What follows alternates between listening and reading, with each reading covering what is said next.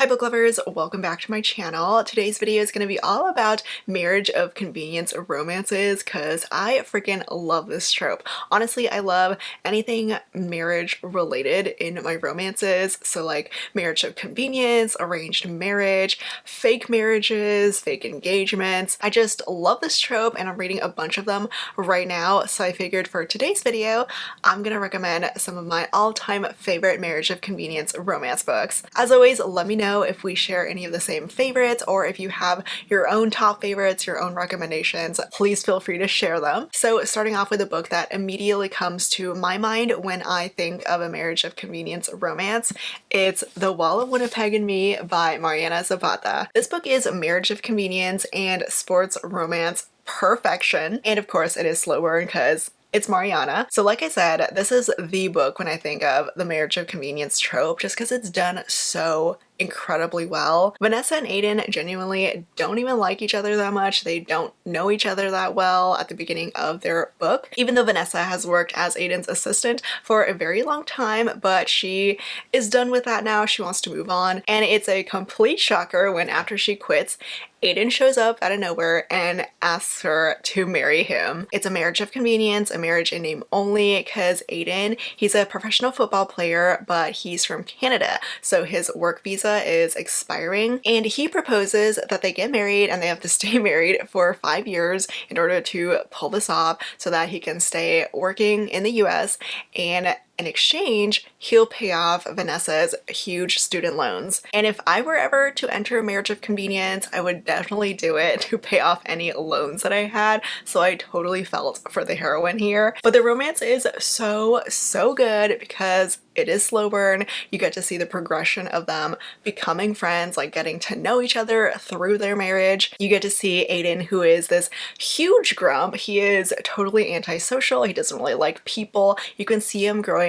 soft just for Vanessa. She becomes his whole world. He grows so loving and protective of her. They were just amazing. And Vanessa herself is a fantastic heroine. She's like the typical Mariana heroine where she is independent, she's smart, she's super sassy, and she's hilarious too. The buildup of the tension here though was just A tier. No one does slow burn like Mariana Zapata, okay? This book is perfectly slow and sweet and funny and such a great marriage of convenience romance. Oh, and if you didn't know, this book recently got picked up by a publisher, so now we have this new edition of the book with this cute illustrated cover. And look at the size difference between the two. I mean, they're the exact same story, the exact same words, I'm pretty sure, but the new edition is just so much smaller. Honestly, I'm still in love with the original cover. And then one of my most recent favorites is The Favor by Suzanne Wright. I loved the heck out of this one. The chemistry, the banter, everything was just sizzling here. When you read Suzanne Wright, you know you're in for a good time and for a steamy time.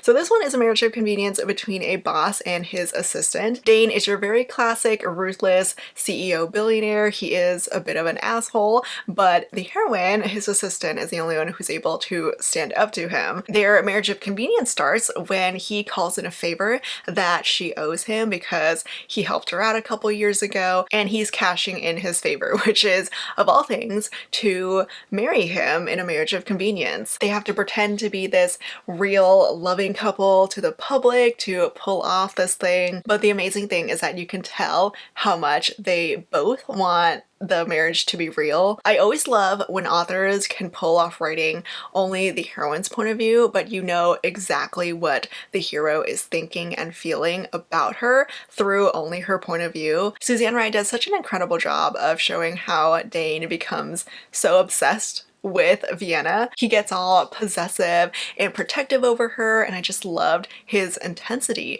of his feelings. And oh my goodness, the first time that they slept together was so hot. I don't know why, it was just like the tension built up perfectly, and you can just feel how desperate these two are for each other. And we also have some other man drama in this book, which I'm not gonna lie, I do love. I live for that drama and angst because it brings out so much possessiveness out of the hero. And yes, he does get super jealous over him. This was just the perfect read for me. I love these two. Their marriage of convenience was fantastic. And I mean, I'm always a sucker for an office romance too. And speaking of office romance, I have another favorite that's also a combination of office romance and marriage of convenience, and it is Terms and Conditions by Lauren Asher. This is book 2 in the Dreamland Billionaire series, and it's my favorite of the trilogy. I became so obsessed with Iris and Declan here. Declan especially. He was such a great grumpy hero. We do have another boss-assistant situation here, and the reason why Declan needs to get married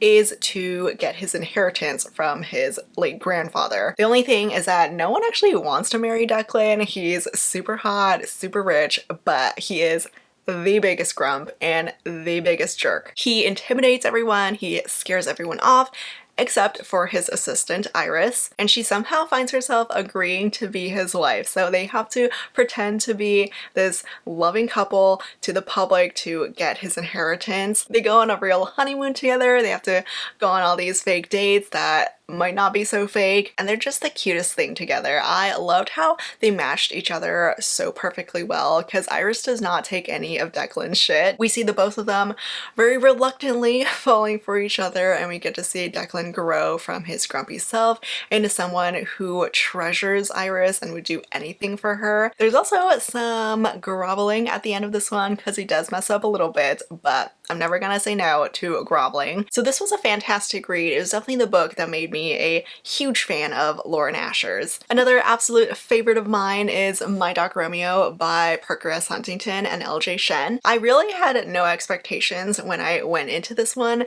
and it amazed me by how hilarious it was. It's very over the top. It might not be for everyone with the kind of humor that goes on here. It's just very silly and fun and ridiculous, but it worked totally well for me. I just loved how entertaining it was. It's this enemies to lovers romance. It's a forced marriage of convenience. I mean, I guess that's kind of an arranged marriage, but whatever, I'm still counting it as a marriage of convenience. Both the main characters are very wealthy. They're like the 1%ers, but Romeo hates Dallas because she's engaged to his biggest rival. And what does Romeo do to get revenge against his rival?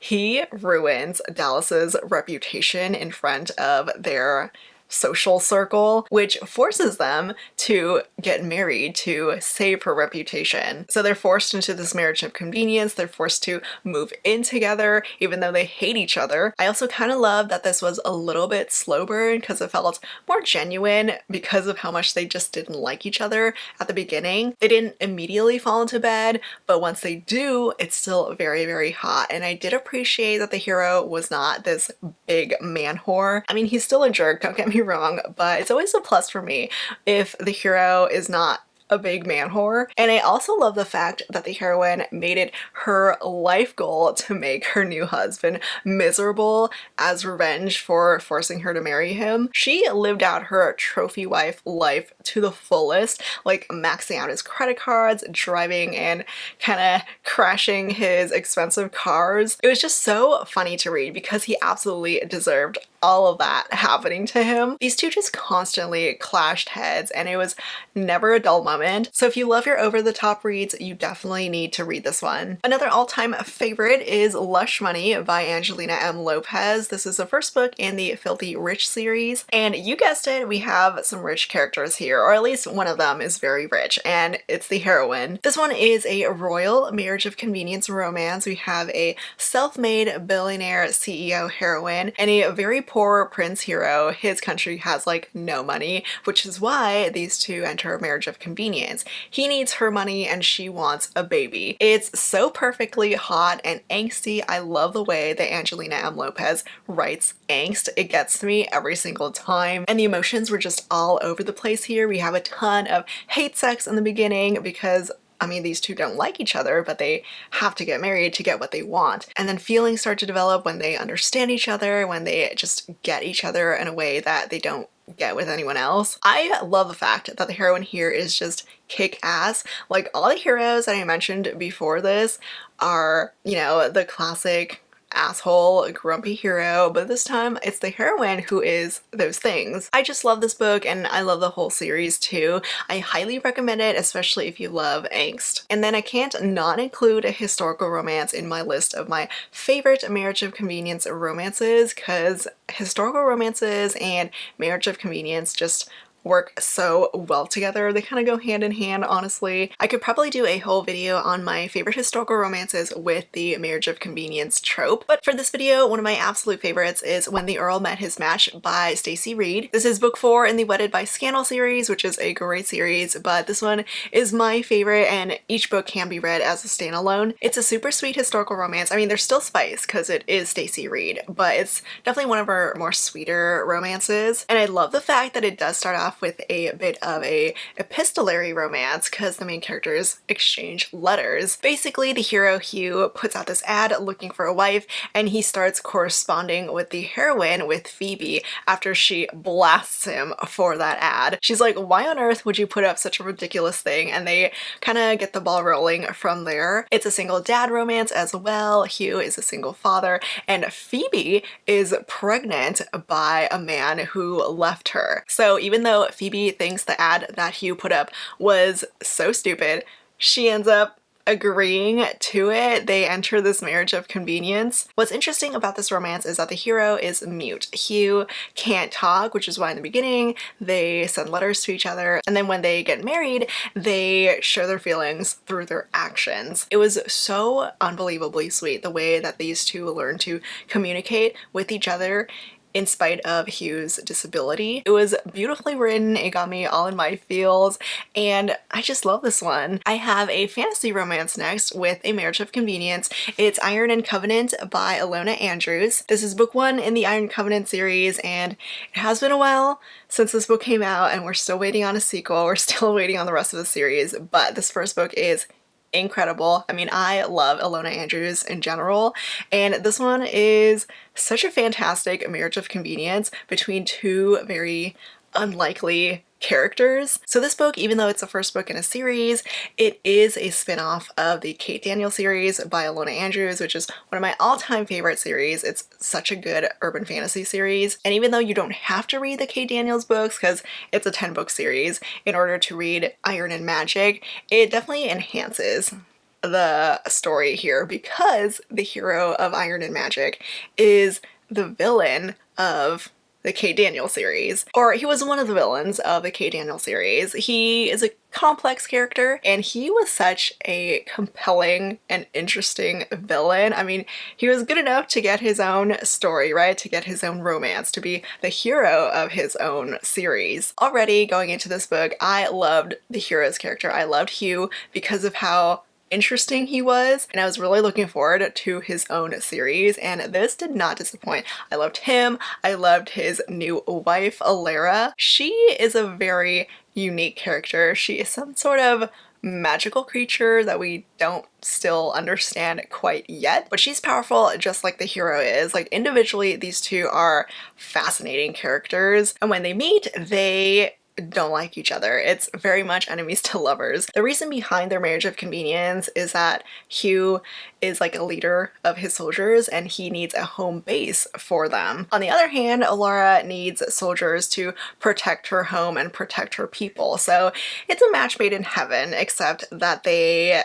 kind of hate each other. But when they get married, they take their hatred to another level. It is slow burn. I mean, I can't say that Ilona Andrews writes spicy romances, but the story more than makes up for it. I love this first book. I've been dying for the rest of the series since this came out, and I believe that the authors have plans to release like the second book soon-ish, hopefully. But yeah, I see so much good potential for the rest of the series. I cannot wait to read more of their marriage of convenience. And another favorite of mine is Bitter Heat by Mia Knight and the whole Singe series. I mean, we only have 2 books so far, and there's like 2 more books, at least 2 more books to come, but it's a marriage of convenience series, although it's more like a second chance romance.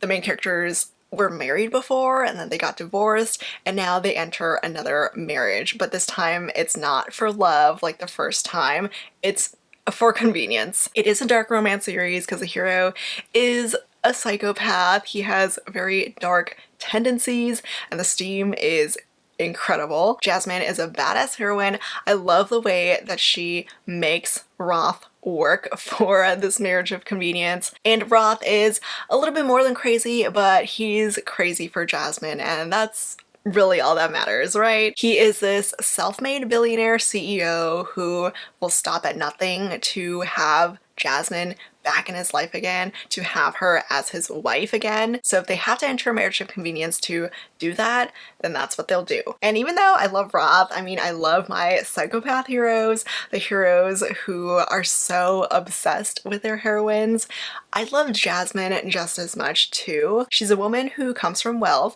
but she rejects that wealth and the society that comes with it. She went on to become this writer, a well-known anonymous author, and she enters this marriage of convenience with her ex-husband in order to protect her family. The story is just so addicting to read. I love Mia Knight's writing so much. She writes the best crazy alpha heroes. I love her heroines too, and I thought it was just interesting reading a marriage of convenience romance between two ex-spouses. Also, I do have to show off this beautiful special edition that I own of Bitter Heat. It is absolutely stunning, and you can see Roth and Jasmine on the cover here. And the final marriage of convenience romance that I'm recommending for this video is kind of a marriage of convenience, but also kind of not, but I'm still gonna count it. It's The Bride Test by Helen Huang. So this one is a little bit different because it's more like a mail order bride romance, but there's still, you know, talk of a marriage of convenience. So this is a romance with a hero who is autistic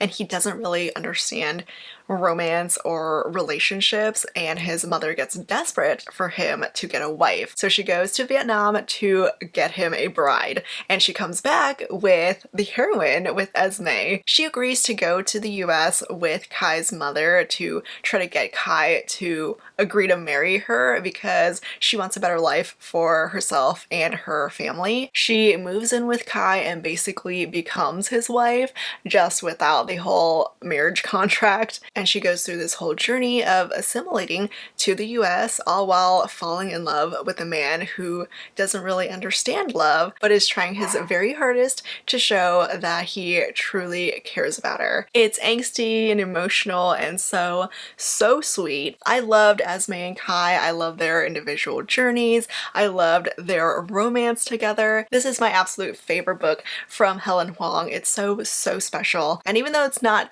technically a marriage of convenience, it's still adjacent to it, so I'm gonna include it. And also show off my pretty special edition of this book because it's so cute. Like, look at these two together. They are the freaking sweetest. And that's it for some of my all-time favorite marriage of convenience romances. I am so obsessed with these books and this trope, and I'm always looking for more marriage of convenience romances. So if you have any recommendations, please comment them down below. As always, links to everything will be down in the description below. Thank you so much for watching, and I'll see you all next time. Bye!